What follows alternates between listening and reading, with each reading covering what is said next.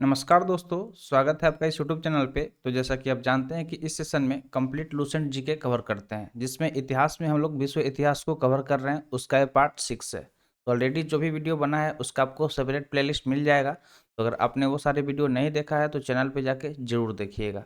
तो चलिए इस वीडियो को शुरू करते हैं। जल्दी से इसको लाइक कर दीजिए और चैनल पर नए हैं तो जल्दी से चैनल को सब्सक्राइब कर लीजिए।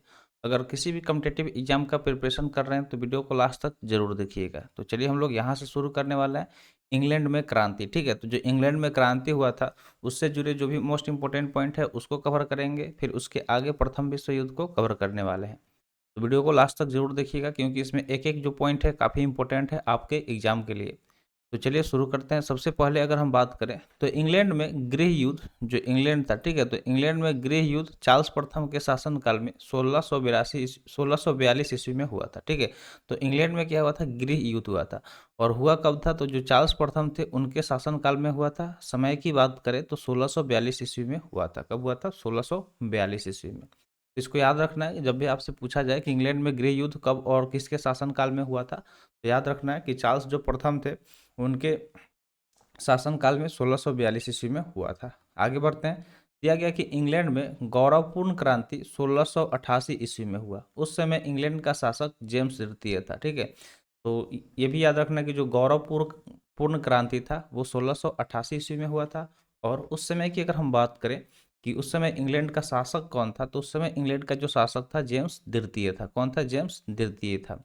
सप्तवर्षीय युद्ध इंग्लैंड एवं फ्रांस के बीच, ठीक है, एक सप्तवर्षीय युद्ध हुआ था जो 7 वर्षों के लिए हुआ था। तो ये ऊपर भी हमने बताया था पीछे वाले सेशन में। तो इसमें ये था, डायरेक्ट पूछा जा सकता है कि सप्तवर्षीय युद्ध किसके किसके बीच में हुआ था। ठीक है, तो याद रखिएगा इंग्लैंड और फ्रांस के बीच में हुआ था। और कब से कब तक हुआ था, तो 1756 से लेकर 1763 ईस्वी तक ये युद्ध हुआ था। ठीक है, इंग्लैंड और फ्रांस के बीच में 7 वर्षों तक ये युद्ध हुआ था, जिस वजह से इसे सप्तवर्षीय युद्ध भी बोला जाता है। गुलाबों का युद्ध इंग्लैंड में हुआ। ठीक है, तो एक युद्ध हुआ गुलाबों का युद्ध। इसके बारे में भी आपको याद रखना है कि जो गुलाबों का युद्ध हुआ वो कहाँ पे हुआ था, तो इंग्लैंड में हुआ था। इंग्लैंड के सामंतों ने राजा जॉन को सन 1225 ईस्वी में एक अधिकार पत्र पर हस्ताक्षर करने को मजबूर किया। इस अधिकार पत्र को मैग्ना कार्टा कहा जाता है। यह सर्वसाधारण के अधिकारों का घोषणा पत्र है। ठीक है, तो यहाँ पे ये चीज़ दिया गया है कि जो इंग्लैंड के सामंत थे, ठीक है, जो इंग्लैंड के सामंत थे उन्हें राजा जॉन को क्या कर दिया कि 1215 ईस्वी में एक अधिकार पत्र पर हस्ताक्षर करने को मजबूर कर दिया। यानी कि मजबूरन उनको उस अधिकार पत्र पर हस्ताक्षर करना पड़ा। और इस अधिकार जो वो अधिकार पत्र था, ठीक है, उसको मैग्ना कार्टा कहा जाता है। ठीक है, क्या कहा जाता है, मैग्ना कार्टा कहा जाता है। और यह सर्वसाधारण के अधिकारों का घोषणा पत्र था। यह क्या था, तो सर्वसाधारण जो थे उनके अधिकारों का यह एक तरह का घोषणा पत्र था, जिसपे मजबूरन राजा जॉन को 1215 ईस्वी में उस पर हस्ताक्षर करना पड़ा था। ट्यूडर वंश के शक्तिशाली राजाओं के शासनकाल में संसद उनके हाथों की कठपुतली बनी रही। ठीक है, तो जो ट्यूडर वंश थे उनके वो क्या, उनके जो भी शक्तिशाली राजा थे उनका जब शासनकाल चल रहा था तो जो संसद थी उनके हाथों की कठपुतली बनी रही। यानी कि वो जैसे चाहते थे उस तरीके से संसद को घुमाते थे। ठीक है, तो इसलिए उन्हें हाथों की कठपुतली कहा गया। आगे बढ़ते हैं। अगला दिया गया कि एलिजाबेथ प्रथम का संबंध ट्यूडर संबंध से था। ठीक है, और आपने नाम सुना होगा एलिजाबेथ। ठीक है, तो एलिजाबेथ जो प्रथम थी उनके संबंध की अगर हम बात करें तो उनका जो संबंध था ट्यूडर वंश से ही था। ठीक है, तो उनका जो संबंध था किस वंश से था, ट्यूडर वंश से उनका संबंध था। आगे देखते हैं नेक्स्ट पॉइंट। नेक्स्ट पॉइंट दिया गया कि इंग्लैंड में गृह युद्ध 7 वर्षों तक चला। और जो इंग्लैंड में गृह युद्ध का शुरुआत हुआ था, कब हुआ था, चार्ल्स प्रथम के शासनकाल में 1642 ईस्वी में हुआ था। तो वो कितने वर्षों तक चला था, तो वो 7 वर्षों तक चला था। तो इसको भी याद रखिएगा, ये भी मोस्ट इंपोर्टेंट पॉइंट है। आगे दिया गया कि इंग्लैंड के राजा चार्ल्स प्रथम को फांसी की सजा दी गई। और जो इंग्लैंड का राजा था, ठीक है, इंग्लैंड का राजा चार्ल्स प्रथम, ठीक है, जो चार्ल्स प्रथम उसको फांसी की सजा दी गई थी। ठीक है, तो उस राजा को ही फांसी की सजा दी गई थी। गृह युद्ध के दौरान राजा के समर्थकों को कैवेलियर कहा गया था। ठीक है, तो जो भी राजा का समर्थन कर रहे थे उनके समर्थकों को कैवेलियर कहा गया था। और संसद जो, यानी कि जो जो संसद का समर्थन कर रहे थे उन्हें राउंड हेड्स कहा गया था। क्या कहा गया था, राउंड हेड्स कहा गया था, जो जो संसद का समर्थन कर रहे थे। तो याद रखिएगा कि जो गृह युद्ध के दौरान राजा के समर्थकों को कैवेलियर कहा गया था, जबकि संसद के समर्थकों को राउंड हेड्स कहा गया था। तो यहीं पे इंग्लैंड का जो क्रांति था ये खत्म हुआ। आगे का जो हमारा टॉपिक है वो है प्रथम विश्व युद्ध यानी कि फर्स्ट वर्ल्ड वॉर। तो इसके बारे में चलिए हम लोग शुरू करते हैं, इसको पढ़ते हैं अच्छे से। तो वर्ल्ड वार की अगर हम बात करें, प्रथम वर्ल्ड वार यानी कि प्रथम जो विश्व युद्ध था, तो इससे रिलेटेड जो भी मोस्ट इंपॉर्टेंट पॉइंट है, किस तरह के एग्जाम में क्वेश्चन पूछे जाएंगे, उसको हम लोग यहाँ पे देखने वाले हैं। तो प्रथम विश्व युद्ध की अगर हम बात करें तो इसका शुरुआत कब हुआ था? 28 जुलाई 1914 ईस्वी को, ठीक है। 21 वजह से हुआ था कि ऑस्ट्रिया द्वारा सर्बिया पर आक्रमण किए जाने के साथ हुआ। यह 4 वर्षों तक चला, इसमें 37 देशों ने भाग लिया। तो सबसे मोस्ट इंपॉर्टेंट पॉइंट, ये युद्ध जो प्रथम विश्व युद्ध था शुरू कब हुआ था? 28 जुलाई 1914 ईस्वी, ठीक है।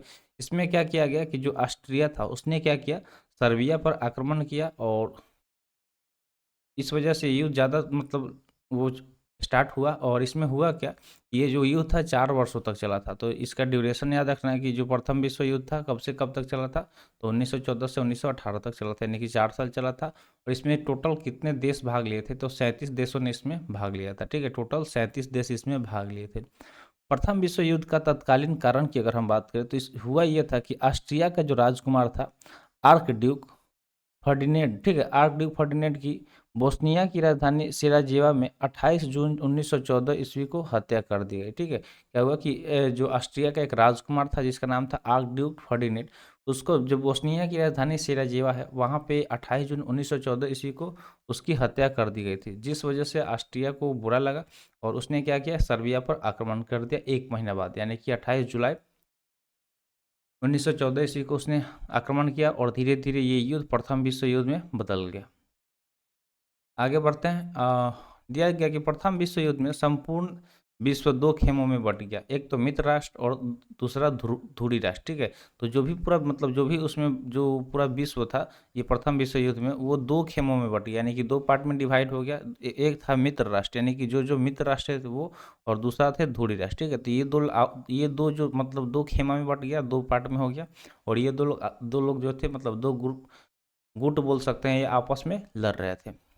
धुरी राष्ट्रों का नेतृत्व जर्मनी ने किया, और जो धुरी राष्ट्र थी इसका नेतृत्व की बात करें तो इसका जो नेतृत्व किसके द्वारा किया गया, तो जर्मनी के द्वारा किया गया। इसमें शामिल अन्य देश थे, ठीक है। अगर इसकी बात करें तो इसमें जो अन्य देश जो शामिल थे धुरी राष्ट्र में, जैसे कि ऑस्ट्रिया हो गया, हंगरी हो गया, तुर्की हो गया, बुल्गारिया हो गया और इटली हो गया। तो ये सारे जो देश थे जो धुरी राष्ट्र में शामिल थे। और मित्र राष्ट्रों की बात करें तो यहाँ पे दिया गया कि मित्र राष्ट्र में इंग्लैंड, जापान, संयुक्त राज्य अमेरिका, रूस एवं फ्रांस शामिल था, ठीक है। तो यहाँ पे जो जो नाम दिया गया, इंग्लैंड हो गया, जापान हो गया, संयुक्त राज्य अमेरिका हो गया, रूस हो गया और उसके अलावा फ्रांस हो गया। तो ये सारे मित्र राष्ट्रों में शामिल थे, ठीक है। तो पूरा 2 खेमों में बटा था, एक मित्र राष्ट्र और ध्रुवीय राष्ट्र। दोनों में कौन कौन देश थे लगभग आपको हमने बता दिया। अब आगे चलते हैं। नेक्स्ट यहाँ पे पॉइंट दिया गया कि गुप्त संधियों की प्रणाली एवं यूरोप में गुटबंदी का जनक जर्मनी के चांसलर बिस्मार्क को माना जाता है, ठीक है। तो जो गुप्त संधियों की प्रणाली की बात कर ले या फिर यूरोप में गुटबंदी के जनक की बात करें तो जो जर्मनी का चांसलर था बिस्मार्क, ठीक है, जो जर्मनी का चांसलर बिस्मार्क था उसको माना जाता है।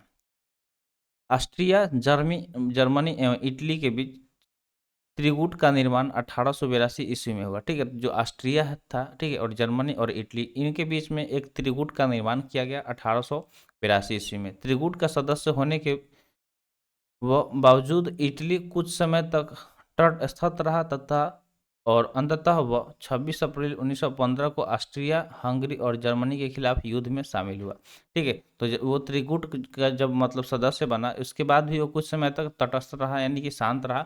और बाद में उसने क्या किया कि 26 अप्रैल 1915 ईस्वी को ऑस्ट्रिया, हंगरी और जर्मनी के खिलाफ युद्ध में शामिल हो गया, ठीक है। तो इन लोगों के खिलाफ में ये आके शामिल हो गया। सर्बिया की गुप्त क्रांतिकारी संस्था की अगर हम बात करें तो वो था काला हाथ, ठीक है। तो जो सर्बिया की जो गुप्त क्रांतिकारी संस्था थी उसका क्या नाम था, काला हाथ था, ठीक है।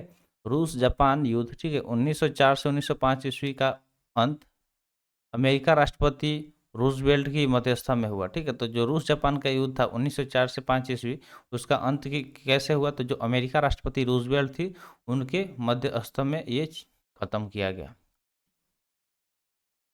मोरक्को संकट 1906 में पैदा हुई, ठीक है। तो जो मोरक्को संकट था वो कब पैदा हुआ था, ये भी पूछा जा सकता है। तो 1906 में मोरक्को संकट पैदा हुआ था, ठीक है। मोरक्को संकट एक तरह का संकट था जो 1906 में हुआ था। प्रथम विश्व युद्ध के दौरान जर्मनी ने रूस पर आक्रमण 1 अगस्त 1914 ईस्वी में एवं फ्रांस पर आक्रमण 3 अगस्त 1914 ईस्वी में किया। तो ये भी याद रखना है कि जो प्रथम विश्व युद्ध चल रहा था उसमें जर्मनी ने रूस पर आक्रमण किया और फ्रांस पर किया। कब किया, तो रूस पे किया 1 अगस्त 1914 ईस्वी को, और फ्रांस की अगर हम बात करें तो फ्रांस पर आक्रमण किया 3 अगस्त 1914 ईस्वी को। 4 अगस्त 1914 ईस्वी को इंग्लैंड प्रथम विश्व युद्ध में शामिल हुआ। उसके बाद क्या हुआ कि 4 अगस्त 1914 ईस्वी को जो इंग्लैंड था वो फर्स्ट वर्ल्ड वॉर में शामिल हुआ। 26 अप्रैल 1915 ईस्वी को इटली मित्र राष्ट्रों की ओर से प्रथम विश्व युद्ध में शामिल हुआ। और इटली की हम बात करें तो ये जो था इटली वो 26 अप्रैल, ठीक है, 26 अप्रैल 1915 ईस्वी को जो इटली था वो मित्र राष्ट्रों की ओर से प्रथम विश्व युद्ध में शामिल हो गया। प्रथम विश्व युद्ध के समय अमेरिका के राष्ट्रपति की अगर हम बात करें तो वो कौन थे, तो वुड्रो विल्सन। जो वुड्रो विल्सन थे वो अमेरिका के राष्ट्रपति थे। कब, तो जब प्रथम विश्व युद्ध चल रहा था। अमेरिका 6 अप्रैल 1917 ईस्वी को प्रथम विश्व युद्ध में शामिल हुआ। तो अमेरिका की अगर बात करें कि अमेरिका विश्व युद्ध में कब शामिल हुआ था, तो 6 अप्रैल 1917 ईस्वी को अमेरिका विश्व युद्ध में शामिल हुआ था।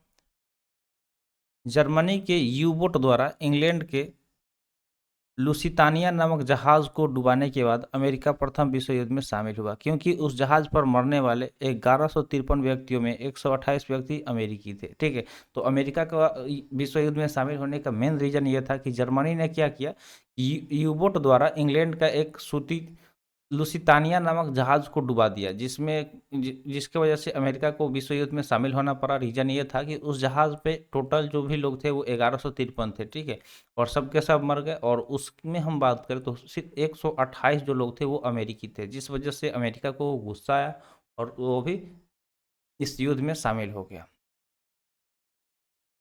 जुलाई 1918 में ब्रिटेन, फ्रांस और अमेरिका ने संयुक्त सैनिक अभियान आरंभ किया और जर्मनी तथा उसके सहयोगी देशों की हार होने लगी, ठीक है। तो जुलाई 1918 में क्या हुआ कि जो ब्रिटेन था, फ्रांस था और अमेरिका, इन्होंने क्या किया, संयुक्त सैनिक अभियान शुरू किया। यानी कि सब तीनों देश के जो सैनिक थे वो मिलकर अभियान शुरू किए और जर्मनी तथा उसके जो भी सहयोगी देश थे उनके हार होने लगे सितंबर 1918 में, ठीक है। उसके बाद क्या हुआ कि सितंबर 1918 में बुल्गारिया, अक्टूबर 1918 में तुर्की तथा 3 नवंबर 1918 को ऑस्ट्रेलिया तथा हंगरी के सम्राट ने आत्मसमर्पण कर दिया। तो ये जो भी लोग थे, जैसे कि ऑस्ट्रेलिया हो गया, उसके अलावा तुर्की हो गया, बुल्गारिया हो गया, तो इन लोगों के जो भी मतलब सम्राट थे उन्होंने आत्मसमर्पण करना शुरू कर दिया, यानी कि हार मानना शुरू कर दिया।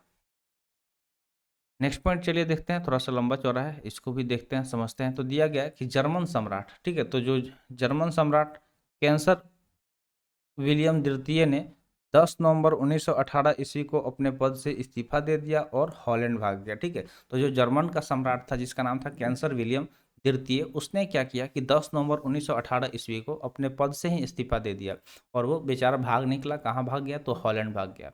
ऐसी अवस्था में समाजवादी प्रजातांत्रिक दल ने सत्ता अपने हाथ में लेकर एक तंत्र के स्थान पर गणतंत्र की स्थापना की और अपने नेता फ्रेडरिक एडवर्ड को जर्मनी का चांसलर बनाया, जिसने 11 नवंबर 1918 को युद्ध विराम की संधि पर हस्ताक्षर कर दिया। फलस्वरूप प्रथम विश्व युद्ध समाप्त हुआ, ठीक है। तो क्या हुआ कि जब वो हॉलैंड भाग गया जर्मन सम्राट कैंसर विलियम, उसके बाद क्या हुआ कि ऐसी अवस्था में जो समाजवादी प्रजातांत्रिक दल, ठीक है, दल, उसने सत्ता अपने हाथों में लेकर एक तंत्र के स्थान पर गणतंत्र की स्थापना की। यानी कि एक तंत्र क्या था उस टाइम, मोनोपोली था, यानी कि सिर्फ राजा का चल रहा था। उस समय उसने क्या किया कि अपने हाथ में सत्ता ले लिया और उसको गणतंत्र में बदल दिया। और जो उसका नेता था फ्रेडरिक एबर्ट, उसको जर्मनी का चांसलर बना दिया गया, जो क्या किया कि 11 नवंबर 1918 ईस्वी को युद्ध विराम संधि पर हस्ताक्षर किया। और उसके तत्पश्चात क्या हुआ कि जो प्रथम विश्व युद्ध चल रहा था वो समाप्त हो गया। 18 जून 1919 ईस्वी को पेरिस शांति सम्मेलन हुआ। उसके बाद क्या हुआ कि 18 जून 1919 ईस्वी को एक शांति सम्मेलन हुआ जिसका नाम है पेरिस शांति सम्मेलन, जिसमें 27 देश भाग ले रहे थे, ठीक है। जिसमें कितना देश भाग ले रहे थे? 27, मगर शांति संधियों की शर्तें केवल 3 देश, यानी कि उसकी जो भी शर्तें थी उसको सिर्फ 3 देश, एक तो ब्रिटेन हो गया, दूसरा फ्रांस हो गया और अमेरिका तय कर रहे थे। देखिए अब ये तो समझ लीजिए कि वही है ना कि भाग ले रहे हैं 27 देश और उसमें चलेगा सिर्फ 3 लोगों का, तो बाकी लोगों का तो वहाँ पे कोई वैल्यू नहीं रहा। तो आप समझ सकते हैं कि वहाँ पे भी क्या था, दबदबा ये लोग बनाना चाह रहे थे। पेरिस शांति सम्मेलन में शांति संधियों की शर्तें निर्धारित करने में जिन राष्ट्र अध्यक्षों ने मुख्य भूमिका निभाई थी, अमेरिकी राष्ट्रपति वुड्रो विल्सन थे, ब्रिटेन के प्रधानमंत्री लॉयड जॉर्ज थे और फ्रांस के प्रधानमंत्री जॉर्ज क्लेमेंसो, ठीक है। तो ये जो लोग थे ये राष्ट्र अध्यक्ष की भूमिका निभाई किसमें? तो जो पेरिस शांति सम्मेलन हुआ उसमें।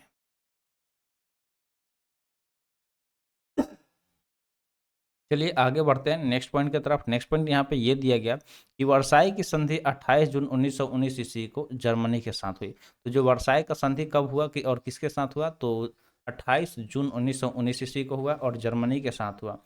संधि वायुसेना एवं पनडुब्बियां रखने के आविष्कार छीन लिए गए, ठीक है, अधिकार छीन लिए गए। तो इस संधि के तहत क्या हुआ कि जर्मनी की सेना 1 लाख तक सीमित कर दी गई, यानी कि जो जर्मनी की सेना थी वो 1 लाख ही रहेगी, उससे ज़्यादा नहीं होगी। और उससे वायुसेना और पनडुब्बियां रखने की अधिकार छीन लिए गए। जर्मनी के सारे उपनिवेश विजित राष्ट्रों ने आपस में बांट लिए और उसका जो भी उपनिवेश था तो जो विजित राष्ट्र थे वो आपस में बांट लिए, यानी कि सिर्फ इस यहाँ पे जर्मनी को दबाया गया। उसको बोल दिया गया कि तुम्हारे पास 1 लाख से ज़्यादा सैनिक नहीं होना चाहिए, उसके अलावा आप तुम्हारे पास वायुसेना नहीं होना चाहिए और जो भी पनडुब्बी तुम रखे हुए हो वो तुम अब नहीं रख सकते, और जो भी उपनिवेश है उसको बांट लिया जाएगा विजित राष्ट्रों में, ठीक है। तो ये सारी चीज़ जर्मनी के साथ हुआ।